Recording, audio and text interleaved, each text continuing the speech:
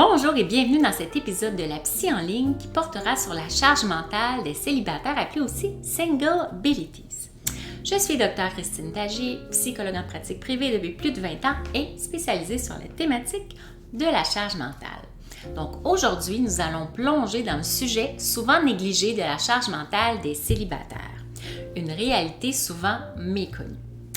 Comment faire face aux multiples responsabilités et préoccupations de la vie quotidienne tout en restant épanoui. Donc avant de commencer, clarifions ce que nous entendons par charge mentale. Il s'agit d'un concept qui désigne le fardeau émotionnel et cognitif que nous ressentons lorsque nous devons gérer différentes tâches, décisions et responsabilités et que celles-ci peuvent toucher autant le milieu professionnel que personnel et familial.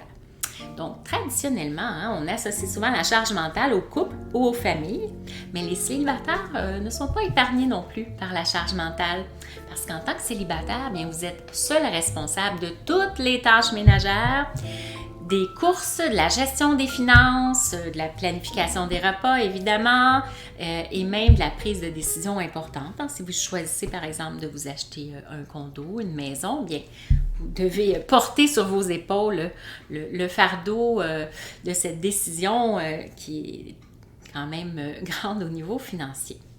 Donc, parfois, il peut être difficile de tout concilier tout en prenant soin de vous-même et en ayant du temps pour vos loisirs et vos passions. Alors, pour 62% des personnes qui ont participé à une enquête de l'application de rencontre Happn en Europe, être seul au quotidien altère, sentimentalement parlant, votre bien-être, allant jusqu'à chambouler votre épanouissement personnel. Pourtant, 58% admettent ne pas évoquer tout haut le célibat comme une surcharge mentale. La raison est bien simple, la peur d'être incompris face à vos proches. Dans le sens que si vous n'avez pas de conjoint et pas d'enfant, par exemple, les gens vont se demander, elle vient d'où votre charge mentale finalement? Pourquoi vous en souffririez alors que vous n'avez qu'à vous occuper de vous-même? Mais est-ce que c'est mieux à deux? Donc, pas forcément, parce qu'en réalité, puisque le couple, quand il se rencontre, lui aussi a ses propres problématiques, évidemment. Les conflits et les difficultés conjugales peuvent amener leur lot de charge mentale. Donc, en tant que célibataire, c'est certain qu'on n'a pas à gérer cette partie-là. Par ailleurs, pour 60% des célibataires qui avaient répondu à l'étude, rencontrer de nouvelles personnes pourrait complètement alléger leur poids que vous pouvez ressentir face à votre vie amoureuse en tant que célibataire. 40% affirment cependant que trouver l'amour n'est évidemment pas la solution miracle non plus, mais que ça peut aider. D'autre part, la période du temps des fêtes pourrait être encore plus délicate chez les célibataires. Si certains d'entre eux succombent à l'effet qu'on appelle snow globing, le phénomène qui consiste à se mettre en couple pour ne pas passer les jours de Noël et du jour de l'an tout seul, bien d'autres assument leur célibat jusqu'au bout.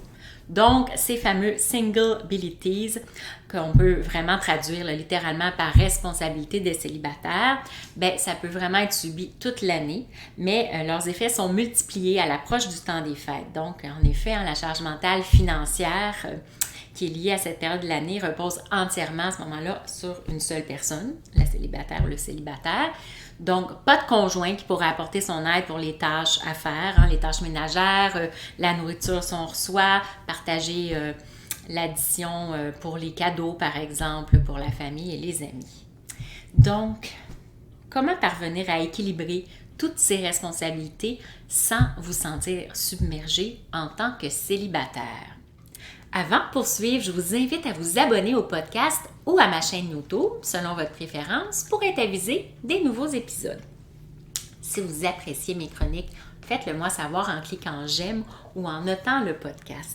Ça me ferait également plaisir de lire vos commentaires et vos questions sur le sujet de cet épisode de la charge mentale des célibataires. Vous pouvez également m'écrire vos questionnements par courriel sur une thématique en lien avec la charge mentale et je vous répondrai dans un prochain épisode. Vous pouvez également partager cet épisode si vous croyez que ça pourrait inspirer quelqu'un de votre entourage. Vous souhaitez alléger votre charge mentale au quotidien? Bien, faites-vous un cadeau en téléchargeant mes fiches pratiques Les 9 outils allège mental dans la description en dessous, ici, pour appliquer mes trucs et astuces dès maintenant. Alors, voici maintenant quelques conseils pratiques qui pourraient vous aider, vous, les célibataires, à alléger votre charge mentale. Donc, conseil numéro 1, apprenez à déléguer. Donc, vous ne pouvez pas tout faire tout seul et cela ne fait pas de vous une personne qui est faible ou fragile, bien au contraire. Identifiez les tâches qui pourraient être confiées à d'autres et n'hésitez pas à demander de l'aide à vos amis ou à votre famille. Vous seriez surprise de voir combien de personnes seraient heureuses de vous soutenir. Et si vous avez les moyens financiers, bien pourquoi pas engager une femme de ménage, quelqu'un pour faire votre jardinage, votre pelouse ou déneiger votre stationnement pendant l'hiver. Conseil numéro 2, établissez des routines et des priorités claires. Planifiez vos tâches quotidiennes et hebdomadaires pour rester organisé. Donc ça va vous aider à gérer votre temps de manière plus efficace, puis à éviter de vous sentir débordé. Donc, fixez des objectifs réalistes et décomposez-les en plus petites étapes pour les rendre plus facilement réalisables. Conseil numéro 3, prenez soin de vous. Je pense que je le répète à peu près à tous mes épisodes. Accordez-vous du temps pour vous détendre, pratiquer des activités, des loisirs, des passions que vous avez qui vont vous plaire et vous permettre de recharger vos batteries. Donc, que ce soit en faisant du sport, en méditant, en écoutant ou en jouant de la musique, pourquoi pas, en lisant un bon livre ou en passant du temps avec vos amis ou votre famille, c'est essentiel de prendre du temps pour vous, ressourcer, vous réénergiser et réduire le stress. Conseil numéro 4, cultivez une mentalité positive.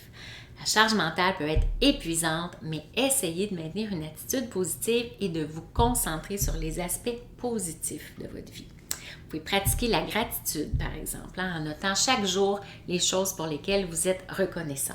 Ça peut être avant le coucher de noter les 3 meilleurs moments de votre journée, vos 3 petits bonheurs de la journée, et ça va faire en sorte que vous allez vous endormir sur le positif de votre vie. Ça va aussi vous aider à rester optimiste pour l'avenir, puis à mieux faire face aux défis du quotidien. Donc, rappelez-vous que vous n'êtes pas seul dans cette situation. Il y a de nombreux célibataires qui traversent les mêmes défis que vous et on sait qu'il y a quand même un bon pourcentage de la population qui est célibataire aujourd'hui. Alors, n'hésitez pas à partager vos expériences et à vous soutenir mutuellement. En vous entraidant, vous pouvez alléger le fardeau de la charge mentale et trouver des solutions, de nouvelles solutions entre vous, des solutions auxquelles vous n'avez pas pensé, mais que les autres auraient pu imaginer, par exemple. Donc, c'est tout pour cet épisode de la Psy en ligne. J'espère que ces conseils vous seront utiles pour équilibrer votre charge mentale en tant que célibataire. Donc, souvenez-vous, vous méritez de vous sentir épanoui et en contrôle de votre vie. Alors, j'espère que cet épisode vous a été inspirant, les célibataires, et comme toujours, prenez bien soin de vous avec bienveillance. Au revoir!